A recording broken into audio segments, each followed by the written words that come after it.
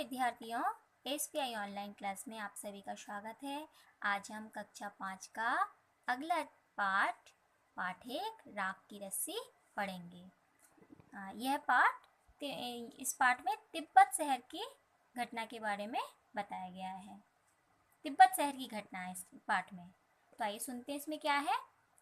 लोनपो गार तिब्बत के 32वें राजा शौनक वशेन गाम्पो के मंत्री थे। वे अपनी चालाकी और हाजिर जवाबी के लिए दूर दूर तक मशहूर थे। कोई उनके सामने टिकता ना था। चैन से जिंदगी चल रही थी, मगर जब से उनका बेटा बड़ा हुआ था, उनके लिए चिंता का विषय बना हुआ था। कारण यह था कि वह बहुत भोला था। होशियारी उसे छूकर भी नहीं गई। होशियारी उसे छूकर भी नहीं गई थी। लोनपो गार ने सोचा, मेरा बेटा बहुत सीधा सादा है, मेरे बाद इसका काम कैसे चलेगा। एक दिन लोनपो गार ने अपने बेटे को 100 भेड़ें देते हुए कहा, तुम इन्हें लेकर शहर जाओ, मगर इन्हें मारना या बेचना नहीं, इन्हें वापस लाना 100 जौ के बोरे के साथ। मतलब 100 जौ जो मतलब गेहूँ जौ जो होते हैं ना, जौ के बोरों के साथ 100 बोरे लेकर आना जौ के, वरना मैं तुम्हें घर में नहीं घुसने दूंगा। इसके बाद उन्होंने बेटे को शहर की तरफ रवाना किया। लोनपो गार का बेटा शहर पहुंच गया, मगर इतने बोरे जौ खरीदने के लिए उसके पास रुपए ही कहाँ थे। वह इस समस्या पर सोचने विचारने के लिए सड़क किनारे बैठ गया, मगर कोई हल उसकी समझ में ही नहीं आ रहा था। वह बहुत दुखी था। तभी एक लड़की उसके सामने आ खड़ी हुई। क्या बात है, तुम इतनी दुखी क्यों हो? लोनपो गार के बेटे ने अपना हाल कह सुनाया। इसमें इतना दुखी होने की कोई बात नहीं, मैं इसका हल निकाल देती हूँ।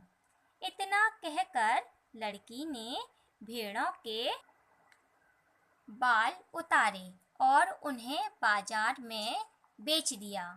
जो रुपए मिले उनसे जौ के 100 बोरे खरीदकर उसे घर वापस भेज दिया।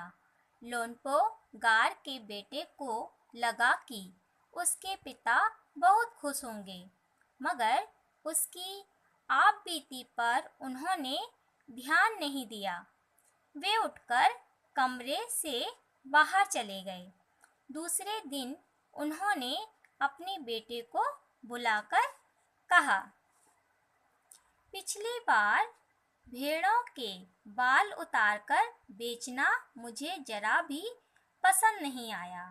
अब तुम दोबारा उन्हीं भेड़ों को लेकर जाओ। उनके साथ जौ के 100 बोरे लेकर ही लौटना। एक बार फिर निराश लोनपो गार का बेटा शहर में उसी जगह जा बैठा।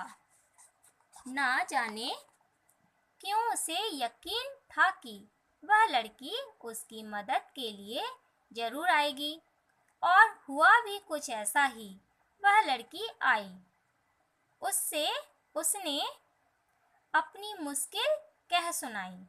अब तो बिना जौ के 100 बोरों के मेरे पिता मुझे घर में नहीं घुसने देंगे। लड़की सोचकर बोली, एक तरीका है। उसने भेड़ों के सींग काट लिए। उन्हें बेचकर जो रुपए मिले उनसे 100 बोरे जौ खरीदे। बोरे लोनपो गार के बेटे को सौंपकर लड़की ने उसे घर भेज दिया। भेड़ें और जौ के बोरे पिता के हवाले करते हुए लोनपो गार का बेटा खुश था। उसने विजयी भाव से सारी कहानी कह सुनाई। सुनकर लोनपो गार बोले, उस लड़की से कहो कि हमें 9 हाथ लंबी राख की रस्सी बनाकर दे।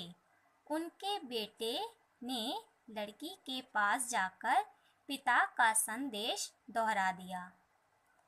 लड़की ने एक शर्त रखी, मैं रस्सी बना तो दूंगी, मगर तुम्हारे पिता को वह गले में पहननी होगी।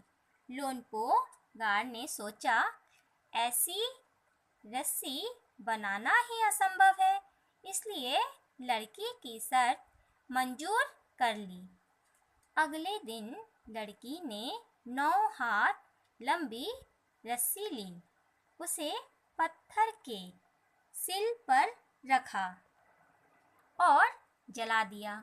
रस्सी जल गई, मगर रस्सी के आकार की राख बच गई। इसे वह सिल समेत लोनपो गार के पास ले गई और उसे पहनने के लिए कहा। लोनपो गार रस्सी देखकर चकित रह गए। वे जानते थे कि राख की रस्सी को गले में पहनना तो दूर, उठाना भी मुश्किल है। हाथ लगाते ही वह टूट जाएगी। लड़की की समझदारी के सामने उनकी अपनी चालाकी धरी रह गई।